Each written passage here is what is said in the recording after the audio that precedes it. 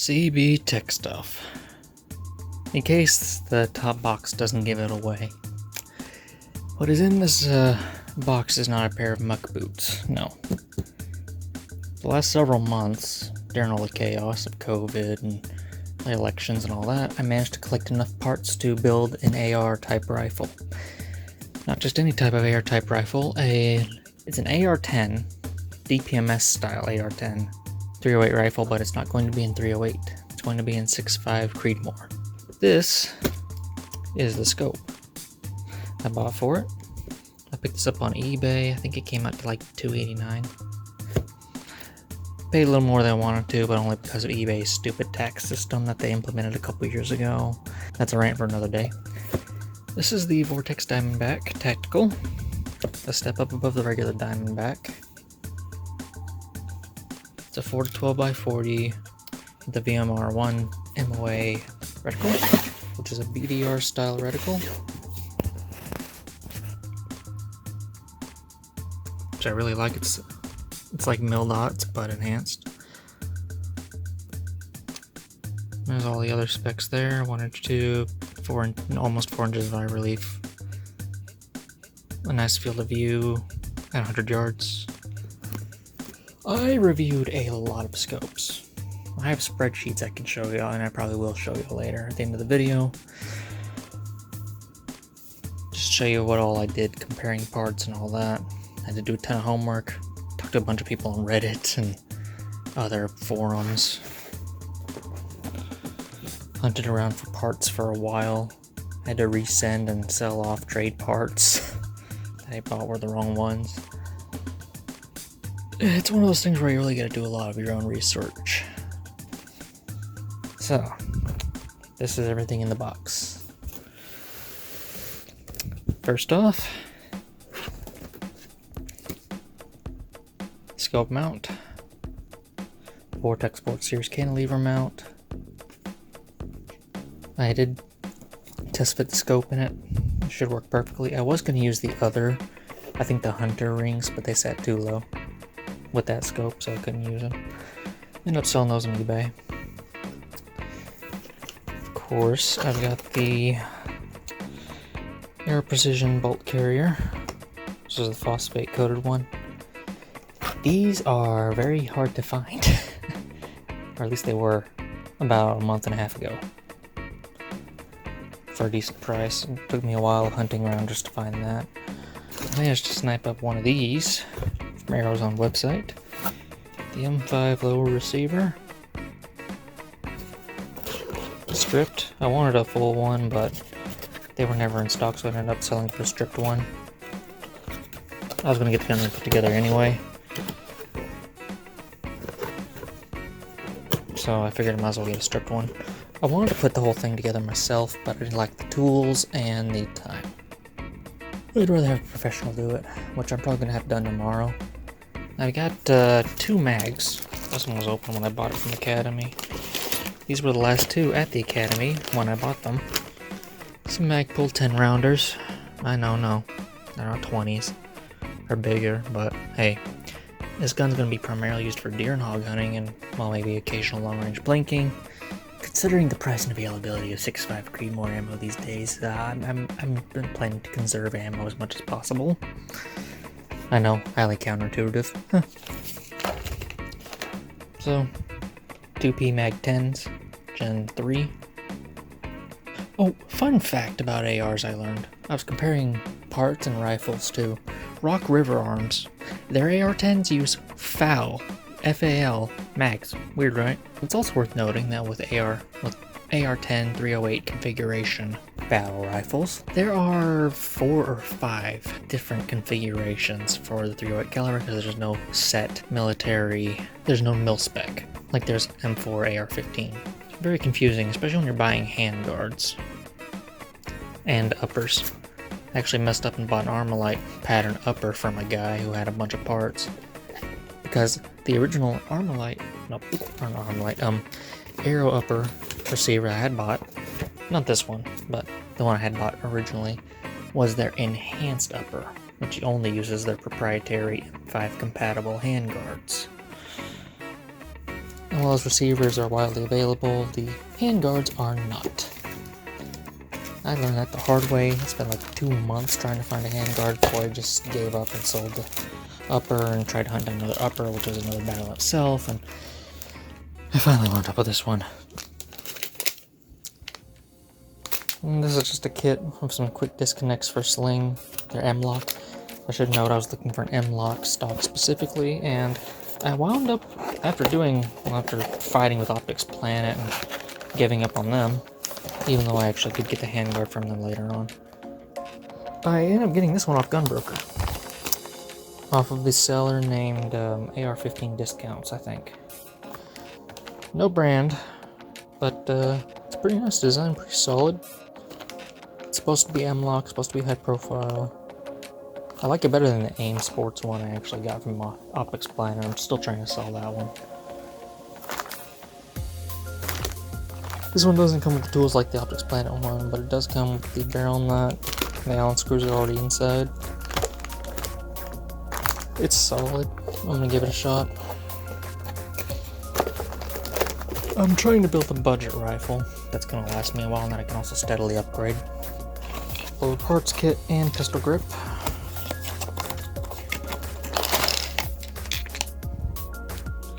Magpul MOE style pistol grip. All the other goodies are inside there.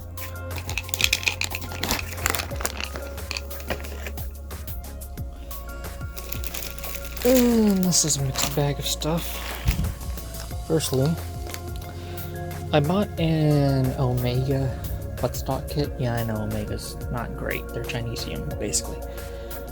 Solid mod style buttstock kit. Tube.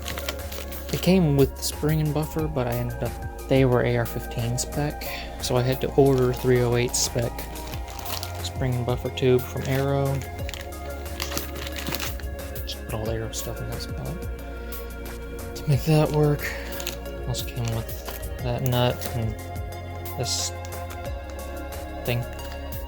I ordered an upper parts kit and dust cover from, I think it's called AR-15 Customs, was the name of the company, I believe. No step and a snake. Little snake on it. I love it. This is another thing, where did I buy this from? Team Delta, I think, is where I bought this from. It's a generic ambidextrous style charging handle. It was cheap. I hope it lasts a while. Arrows were all out, and radicals are extremely overpriced. I wanted to get an Odinworks one, but they were out of stock when I wanted to order them. So there's that. Now, I had bought a kit.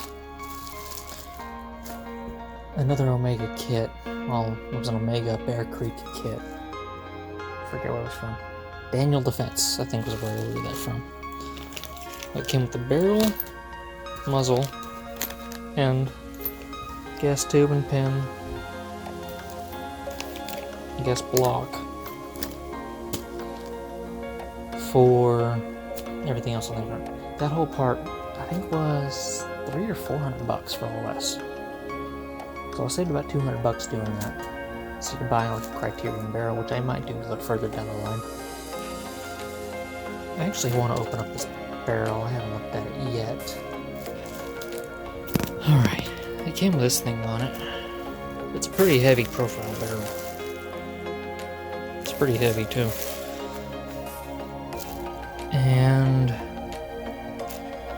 there's the gas block. So it doesn't have the brand on it, but it is the right caliber, 1/8 twist, 65 Creedmoor stainless steel, made in the US.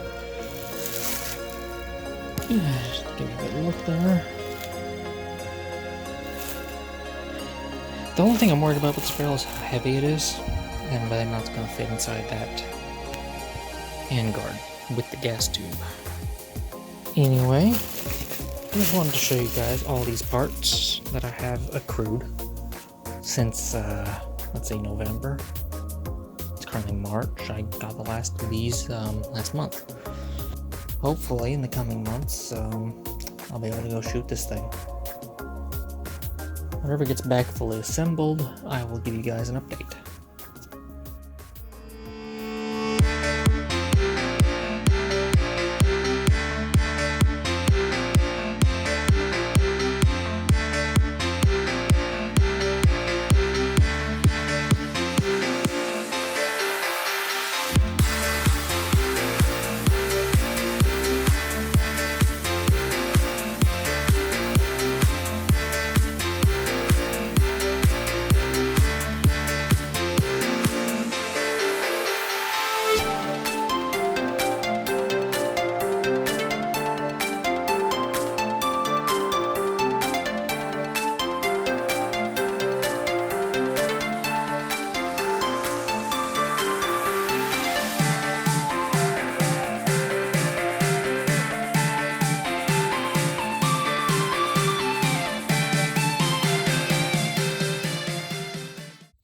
Hello YouTube again. It is July 10th. I know it is months after I initially wanted to do this.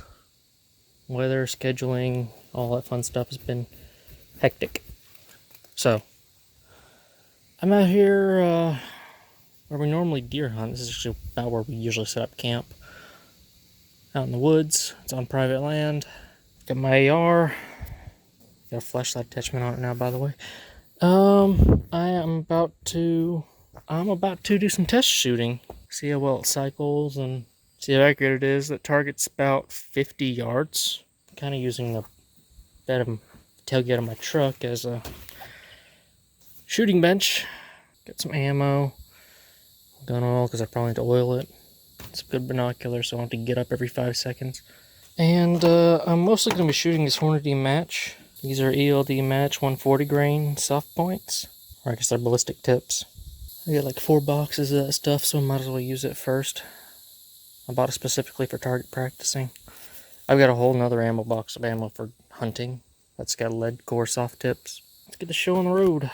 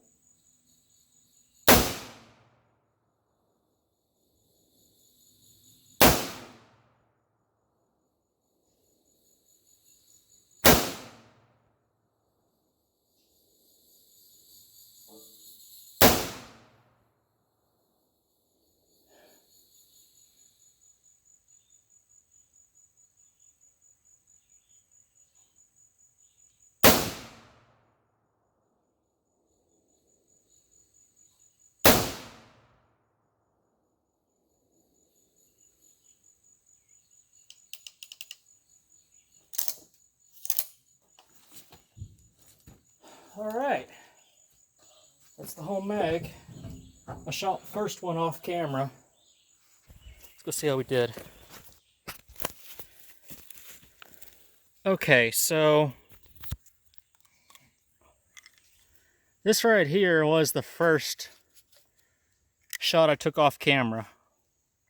Not gonna lie, I was half afraid the gun was gonna blow up on me because I hadn't shot it yet. I wasn't really well braced on that one. It does pull a little to the right, but once again, poor bracing. Still getting used to the gun, but those last probably, 3 or 4 shots, I'm starting to get used to the gun. And that's at 50 yards. That is a tight freaking group. Yeah, it's kind of to the right, but hey, shooting hogs or deer, that's going to work perfectly. I know one thing, that thing is loud without earplugs. That first shot, my ears are ringing. And it cycled good. Cycled real good. It had more recoil than I expected. I thought 6.5 Creedmoor didn't hardly have any recoil. Probably nowhere near, I mean, it's nowhere near as much as it would have been if I would have left 308. But Man, I'll take this. I'll take this all day long. I'm sure it would have been a little bit better if I had a more stable shooting position and maybe at 100 yards, but this is more accurate. This is way more accurate than my SKS. I'm pretty good with my SKS. It's more accurate than mine at Gaunt for sure, which I'm still going to try to hunt with that thing this year. All right, I know this thing can shoot. Ammo's expensive, so I don't really see a reason to go through the rest of the box. Dang, mosquitoes are all over me. I better get out of here before I get Lyme disease and malaria. And this is the back side of the target. By the way, I just looked at it. Man, those things do some little damage. Pretty sweet. That's nice.